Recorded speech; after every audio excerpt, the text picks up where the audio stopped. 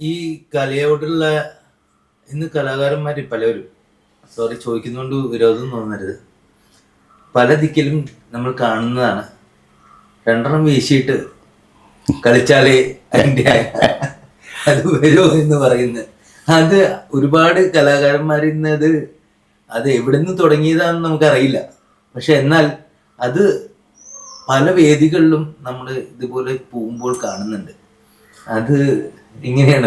അത് ഒരിക്കലും ഈ രണ്ടെണ്ണം വീശിയിട്ട് രംഗത്ത് കയറിയാൽ നല്ലതുപോലെ കളിക്കാം എന്ന് തോന്നുന്നത് വെറും തെറ്റിദ്ധാരണയാണ്. ഇനി അവർക്ക് തോന്നണുണ്ടാകാം, എനിക്ക് അങ്ങനെയൊന്നുമില്ല.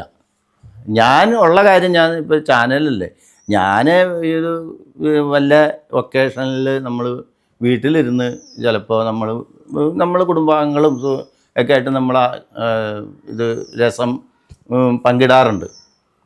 പക്ഷേ അരങ്ങത്ത് ഞാൻ ചെയ്യാറില്ല.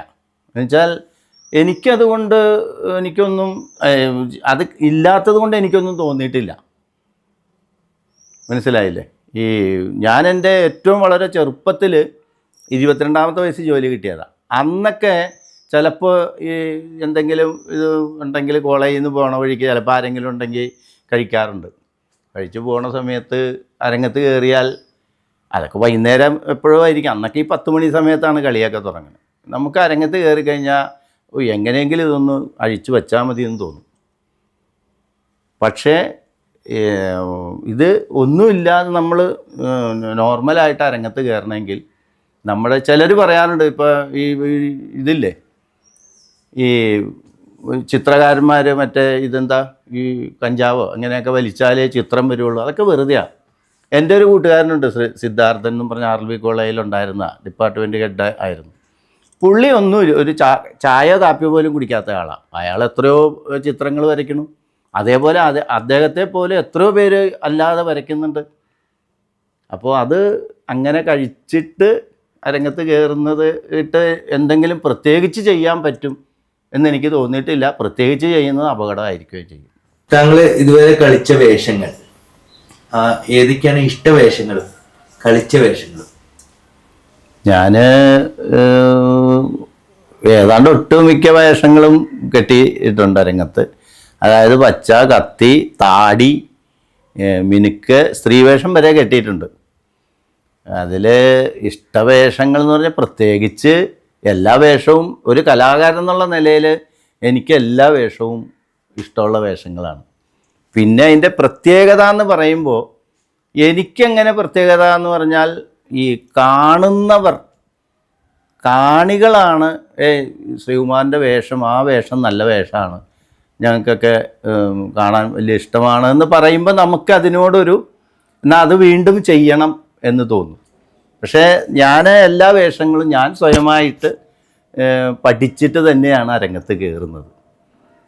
അപ്പോൾ പ്രത്യേകത എന്നൊന്നും എനിക്ക് പറയാൻ പറ്റില്ല. എല്ലാ വേഷങ്ങളും ഇപ്പോൾ നളയരത്തി 4 ഞാൻ കെട്ടാറുണ്ട്. ഇന്നലെ രുക്മാംഗതരുതായിരുന്നു, സന്താനഗോപാലം, ബ്രാഹ്മണൻ കെട്ടാറുണ്ട്, അർജുനനും കെട്ടാറുണ്ട്. അങ്ങനെ എല്ലാ വേഷങ്ങളും, താടി വേഷം കെട്ടാറുണ്ട്.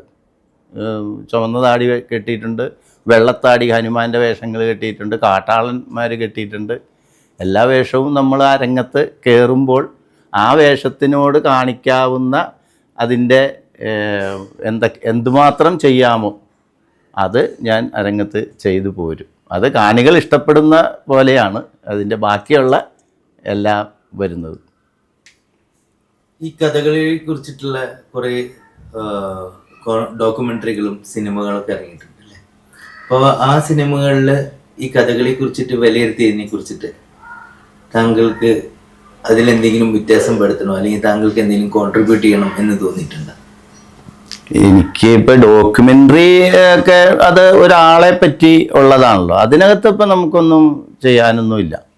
പിന്നെ കഥകളിയെ ബേസ് ചെയ്ത് വരുന്ന സിനിമകൾ എന്ന് പറഞ്ഞു കഴിഞ്ഞാൽ അത് തികച്ചും കൊമേഴ്സ്യലാണ്. അതിനകത്തൊന്നും ചെയ്യാനില്ല. നമുക്കതിനകത്ത് ചെയ്തിട്ടും കാര്യമില്ല. അവർക്ക് അവരുടെ കഥയുടെ ഒരു ഒരു ഒരു ഫ്രെയിം ഉണ്ടാകും, അതിനകത്ത് എന്തൊക്കെ ചെയ്യണം, അത്രയൊക്കെ തന്നെ ഉള്ളൂ അതിനകത്ത്. അല്ലാതെ എനിക്കൊന്നും കോൺട്രിബ്യൂട്ട് ചെയ്യണമെന്ന് ഇതുവരെ എനിക്ക് തോന്നിയിട്ടില്ല. കഥകളി എന്ന കലയിലേക്ക് എന്തെങ്കിലും തൻ്റേതായ ഒരു വ്യക്തിമുദ്ര പതിപ്പിക്കണം എന്ന് തോന്നിയിട്ട് ഇന്നത് ചെയ്താൽ കൊള്ളാം എന്ന് തോന്നിയ എന്തെങ്കിലും ഉണ്ടോ? അങ്ങനെയെന്ന് പറഞ്ഞാൽ നമ്മൾ ഈ എനിക്ക് മറ്റുള്ള ഏതോ അല്ലെങ്കിൽ ഒരു പുസ്തകം എഴുതലോ അങ്ങനെയെന്നുള്ളതൊന്നും എനിക്ക് അങ്ങനെയൊന്നും തോന്നിയിട്ടില്ല. ഈ നമ്മൾ ചെയ്യുന്ന വേഷങ്ങൾ അരങ്ങത്ത് വളരെ സത്യസന്ധമായിട്ട് നമ്മൾ അരങ്ങത്ത് പ്രവർത്തിക്കുക, അതിൽ നിന്ന് ജനങ്ങളാണ് കലാകാരനെ വളർത്തുന്നത്. അതിൽ നിന്ന് ഇത് ആസ്വാദകരുടെ ഒരു അഭിനന്ദനം, ഒരു അംഗീകാരം കിട്ടുക എന്ന് മാത്രമേ എനിക്കുള്ളൂ. ഇന്ന് ഈ ഒരു കാലഘട്ടത്തിൽ ഈ കഥകളി അഭ്യസിക്കുന്ന കുട്ടികളോട് എന്താണ് പറയാനുള്ളത്? ഇപ്പോഴത് ഉദ്ദേശിക്കുന്നത് യൂത്ത് ഫെസ്റ്റിവലിനാണോ, യൂത്ത് ഫെസ്റ്റിവൽ പഠിക്കുന്നതാണോ അതേ സ്ഥാപനങ്ങളിൽ പഠിക്കുന്നത്? അതായത് കുട്ടികൾക്ക് ഇന്ന് കഥകളി എന്റെ ഒരു ആഗ്രഹമാണ് എന്ന് പറഞ്ഞ് പഠിക്കുന്ന കുട്ടികൾ, അത് രണ്ട് രീതിയിൽ പഠിക്കുന്നതാവാം. ഒന്ന് യൂത്ത് ഫെസ്റ്റിവലിന് വേണ്ടി മാത്രം കഥകളി പഠിക്കുന്നവരാവാം, ഫസ്റ്റ് പ്രൈസ് കിട്ടാൻ വേണ്ടി. രണ്ടാമത് കഥകളിയോട് ഇഷ്ടപ്പെട്ട് പഠിക്കുന്നവർ. ഇവർ രണ്ടുപേരോടും ഒരു ഗുരുനാഥൻ എന്നുള്ള രീതിയിൽ താങ്കളുടെ ഈ ആദ്യമായിട്ട് സ്ഥാപനങ്ങളിൽ പഠിക്കുന്നവരോടാണ് നമുക്ക് പറയാനുള്ളത്. സ്ഥാപനങ്ങളിൽ പഠിക്കുന്നവർ അതിൻ്റെ കൃത്യമായ ക്ലാസ്സിൽ അറ്റൻഡ് ചെയ്ത് നമ്മൾ എന്തിനാണ് വന്നിരിക്കുന്നത്, അതിൽ ഇപ്പം നമ്മളൊരു ലക്ഷ്യമുണ്ടല്ലോ. ഇപ്പോൾ നമ്മൾ എൻജിനീയറിങ് പഠിക്കുകയാണെങ്കിൽ എനിക്കൊരു എൻജിനീയർ ആകണം, അല്ലെങ്കിൽ ഒരു എന്താണ് ഒരു കപ്പലോ അല്ലെങ്കിലോ അങ്ങനെയുള്ളൊരു സാധനങ്ങൾ ഇങ്ങനെ ഉണ്ടാക്കി എനിക്ക് നീറ്റിലിറക്കണം, അല്ലെങ്കിൽ അങ്ങനെ മറ്റുള്ള എന്ത് വേണമെങ്കിലും ആകാം. പക്ഷെ കലാകാരൻ എന്നുള്ള നിലയിൽ അഭ്യസിക്കുമ്പോൾ നമുക്ക് പഠിച്ച് നല്ല നല്ല വേഷങ്ങൾ അരങ്ങത്ത് അവതരിപ്പിച്ച് കാണികളുടെ പ്രശംസ കിട്ടണം, നമുക്ക് എന്തെങ്കിലും ഒന്ന് മറ്റുള്ളവർക്ക് കാണിച്ചു കൊടുക്കാൻ മാത്രമുള്ള ഇത് ചെയ്യണം എന്നുള്ളൊരു ചിന്ത ഈ കുട്ടികൾക്കുണ്ടായിരിക്കണം. പിന്നെ യൂത്ത് ഫെസ്റ്റിവലിന് പോകുന്ന കുട്ടികളോട് നമ്മൾ പ്രത്യേകിച്ചൊന്നും പറയേണ്ട കാര്യമില്ല. അതൊക്കെ ചിലപ്പോൾ കുട്ടിക്ക് ചിലപ്പോൾ താല്പര്യം ഉണ്ടാവില്ല, രക്ഷകർത്താക്കളുടെ താല്പര്യമായിരിക്കും ഇതിന് പോകുന്നത്. അപ്പോൾ അവരുടെ ഉദ്ദേശം കലാപ്രതിഭ, കലാതിലകം ഇതൊക്കെ മേടിക്കുക എന്നുള്ളതാണ്. ഇപ്പോൾ യൂത്ത് ഫെസ്റ്റിവലിൽ ആ സാധനങ്ങളൊക്കെ എടുത്തു കളഞ്ഞുകൊണ്ട് ഭയങ്കര കോമ്പറ്റീഷൻ ഇല്ലാതായി. കാരണം ഒരുമിച്ച് പോകുന്ന, ഒരേ സ്കൂളിൽ നിന്ന് പോകുന്ന കുട്ടികൾ വരെ തമ്മിൽ അപ്പുറം ഇപ്പുറം കണ്ടാൽ മിണ്ടൂല. എനിക്ക് ഫസ്റ്റ് കിട്ടണം, അല്ലെങ്കിൽ കുട്ടിയെ ആ പഠിപ്പിക്കുന്ന ആൾ അപ്പുറത്തേക്ക് വിടൂല, അങ്ങോട്ട് പോകരുത്, ഇവിടെ നിന്നോളണം, രക്ഷകർത്താക്കൾ ഇവിടെ ചുറ്റും ഇങ്ങനെ നിൽക്കും. അതിനോടൊന്നും എനിക്ക് യാതൊരു യോജിപ്പുമില്ല, അവരോട് എനിക്ക് പ്രത്യേകിച്ചൊന്നും പറയാനുമില്ല. ഇന്നത്തെ ഈ യൂത്ത് ഫെസ്റ്റിവലുകൾ അവിടെ ജഡ്ജ്മെന്റിന് പോകാറുണ്ടോ? ഞാൻ പോയിരുന്നാണ്, ഒരു 12 കൊല്ലം ആയിട്ട് ഞാൻ നിർത്തിയിരിക്കുകയാണ്. അപ്പോൾ ആ പോകുന്ന വ്യക്തികൾ അല്ലെങ്കിൽ ഇന്നത്തെ ഒരു ജഡ്ജ്മെന്റിൽ അതിനെ കുറിച്ചിട്ടൊന്ന് വിലയിരുത്താം. നമ്മളിപ്പോൾ എല്ലാം ഈ പേപ്പറിൽ കാണുന്നതല്ലേ. ഇപ്പം എത്രയോ നാളുകളായി ജഡ്ജിനെ അറസ്റ്റ് ചെയ്ത് കൊണ്ടുപോയി എന്നൊക്കെ പറഞ്ഞ്, ഇതൊക്കെ ഈ ആരൊക്കെയാണ് ജഡ്ജ്മെൻറ്റിന് പോണതെന്നും പറഞ്ഞ് ഈ കുട്ടികളുടെ രക്ഷകർത്താക്കൾ അല്ലെങ്കിൽ സ്കൂളിൻ്റെ അധികാരികൾ ഇവരെ പോയി സ്വാധീനിച്ച് സ്കൂളിന് നേട്ടം കിട്ടണം, അതാണ്. അപ്പോൾ അവർ പോയിട്ട് ഇവരെ സ്വാധീനിച്ച് ഇത് മാർക്ക് മേടിക്കുന്നു. പക്ഷേ അർഹതയുള്ള പല കുട്ടികളും തഴയപ്പെടുന്നുണ്ട്. ഞാനൊരു ജഡ്ജായിട്ടാണ് പോകണമെങ്കിൽ എനിക്ക് എൻ്റേതായിട്ടുള്ള ലക്ഷ്യമുണ്ട്, നന്നായിട്ട് ചെയ്യുന്ന കുട്ടിക്ക് കൊടുക്കുക, അതാണ് ചെയ്യേണ്ടത്. അതൊന്നും ആരും ഇപ്പോൾ ചെയ്യുന്നില്ല. വളരെ ചുരുക്കം ചില ആൾക്കാരുണ്ട്. 3 ജഡ്ജോ 5 ജഡ്ജോ വരുന്ന ഒരാളൊന്നും വിചാരിച്ച ഒരാളെ ഇതാക്കാൻ പറ്റില്ല.